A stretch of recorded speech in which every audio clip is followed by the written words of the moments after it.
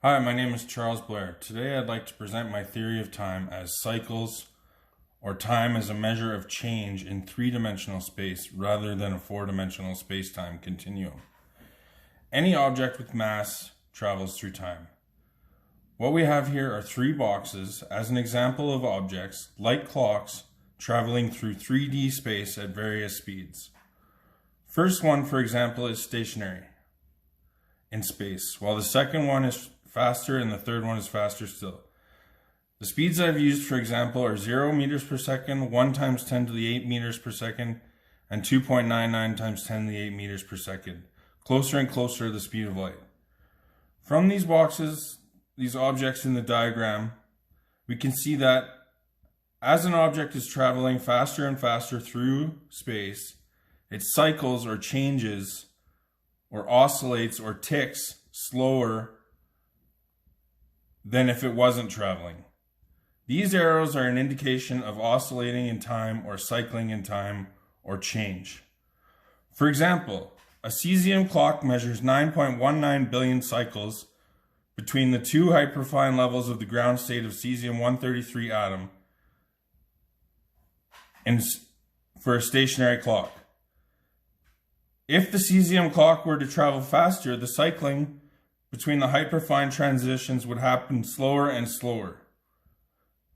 Close to the speed of light at 2.99 times 10 to the 8 meters per second, a cesium clock would cycle 12 times slower.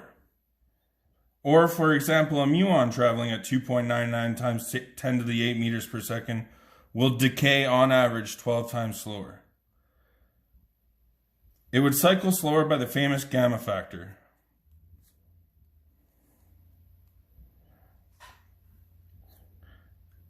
This would mean that the gamma factor goes under the background time to give the clock speed of a traveling observer. This also means that there is a background time to our universe labeled as an uppercase T.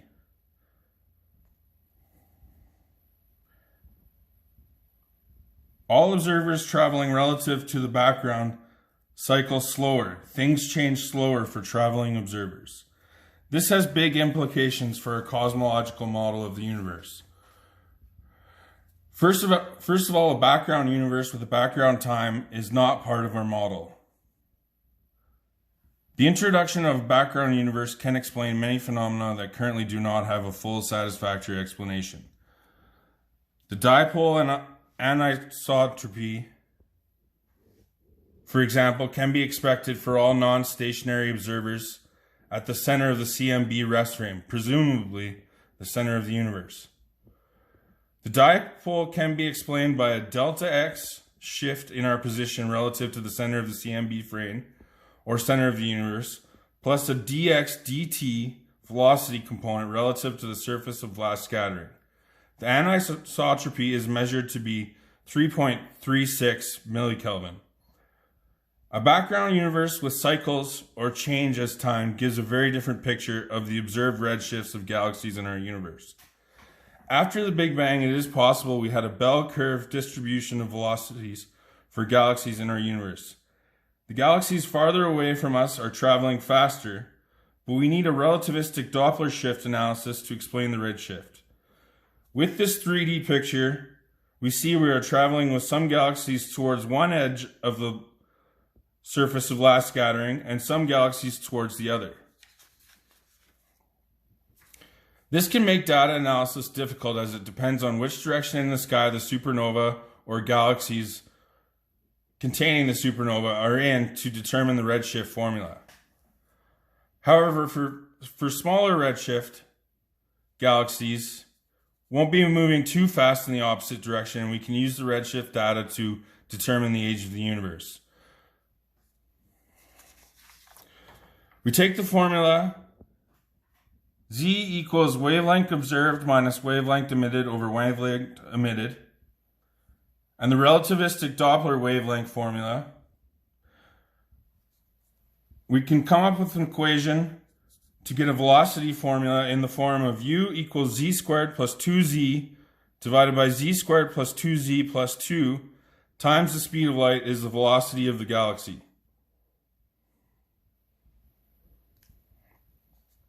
or supernova.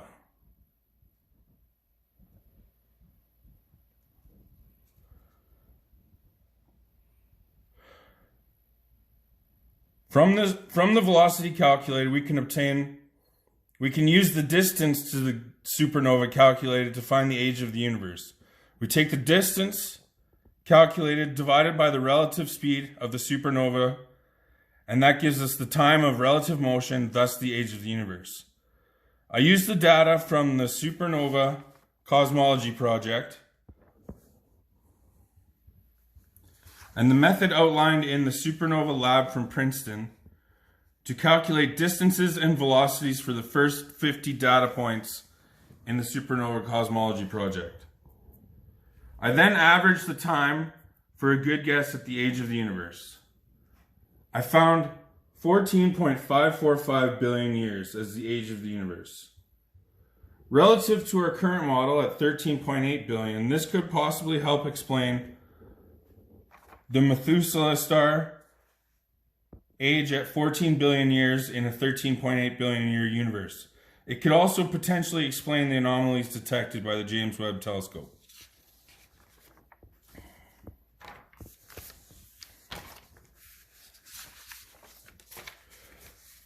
The 3D plus time as cycles model could also help with the inflation puzzle. After the Big Bang, or more likely the Big Bounce, as the universe probably collapses continually under gravity and bangs again, the surface of last scattering travels outward at a speed less than the speed of light. The opposite edges of the observed universe of last scattering thus remain in signal contact at the speed of light for a certain time. If it was in a quark-gluon plasma phase, it could potentially thermalize at an order of magnitude of the speed of light. If, for example, it was in a quantum liquid phase. This 3D plus time as cycles model could also help unify the small i.e. quantum mechanics and gravity with modulation to the theories.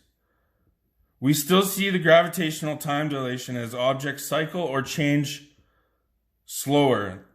Clocks tick slower, deeper in a gravitational field. With this time theory and a background universe, the concept of C would be that of light as always being measured as 3 times 10 to the 8 meters per second. The magnetic permeability of free space and the permittivity of free space are measured constants, and as they appear in Maxwell's equations, the speed of light might always be measured as 3 times 10 to the 8 meters per second. Also, it is my hope that a finalized version of gravity and quantum gravity will solve the dark matter problem, possibly as an illusion of general relativity.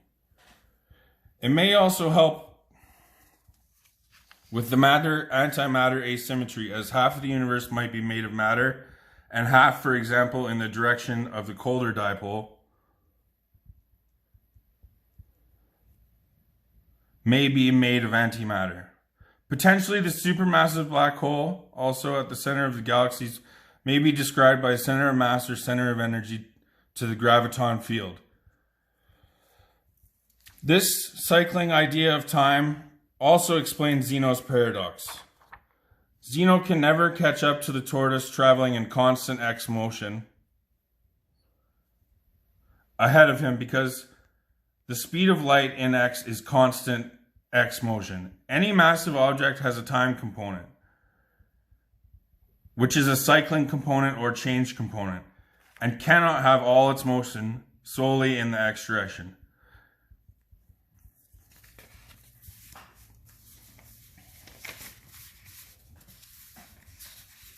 Citations.